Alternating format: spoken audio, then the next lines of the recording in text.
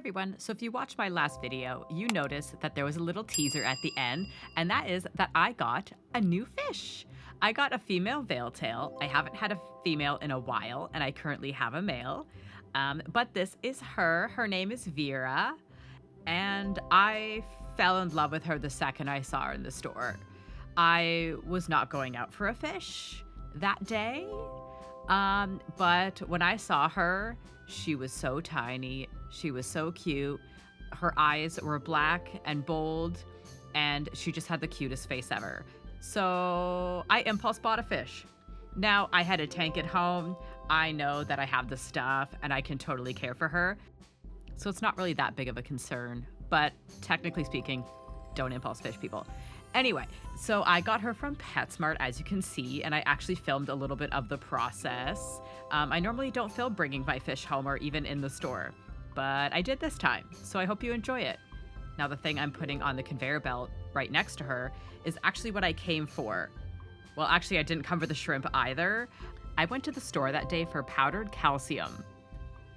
Honestly, I have zero regrets. So here she is in the car before I head home, and here she is at home. This pink towel I keep in my car, and I wrapped her up in it on the ride home. I got her on December 12th, so right in the middle of winter, so it was pretty chilly. Now let's look at a couple more adorable shots of her before we add her into the tank. The tank that she is going into is the Fluval Spec 5. Funnily enough, I seem to put all my female bettas in there. I'm pretty sure my last 3 females were in that tank. I bought it when my female betta's tank broke, so maybe this started a trend, but I've had multiple female bettas in there since. But now it's time to acclimate her. I add her cup in here for the first round of acclimation. Acclimating your fish is very important because it allows the temperature in the cup to match the temperature that's already in the tank. Temperature shocks are not good for the fish, so acclimating is very important. Adding a fish to a new tank is stressful enough for them, so this helps lower the amount of stress. I'm leaving her in here for about 15 minutes, and then I will add a little bit of the tank water to her tank. Now, a lot of bettas do hate the acclimation process. They do not enjoy floating in a cup. They see all of that tank around them and they want to go inside it and not be in a cup. However, I will say she took this like a champ. She was just floating in there and might have poked at the bottom a couple times, but she honestly didn't seem to care at all. Once the 15 minutes were up, I went ahead and opened the container.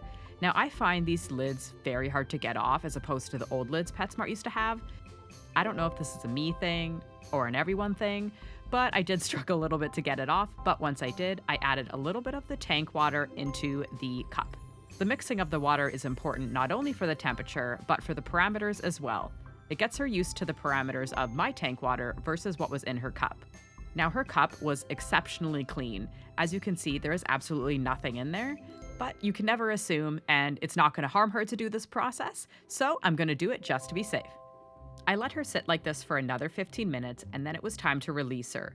After struggling with the lid yet again, I released her and all the water in the cup into the tank. As she's coming from the pet store and she is the only one in this tank, I added the pet store water in there to ease the stress as much as possible. That way I'm not like scooping her out or anything like that. If this was a big community tank, I might not do this step. However, every time I have a betta, it's usually a solo tank. So that is why I just added in all the water. It's the easiest for me and her.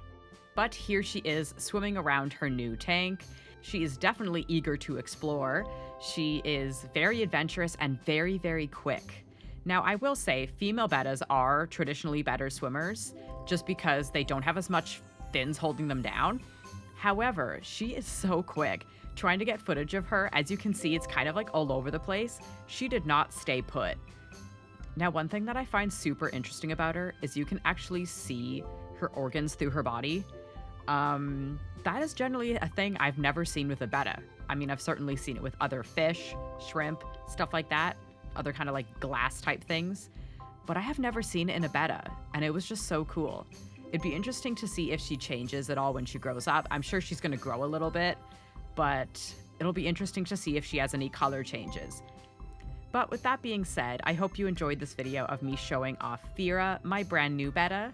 I now have a male and a female again, and I haven't had a set like that in probably a couple of years, so it is definitely fun You probably won't see her in a video for quite a long time from now because I have so many pre-filmed videos before I got her. I hope you enjoyed watching this video. If you like it, make sure you give it a thumbs up. And if you want to see more videos from me, whether they include her or not, then make sure you subscribe and hit the notification bell to get notified when I upload. That is all for today, and I hope to see you next time. Bye.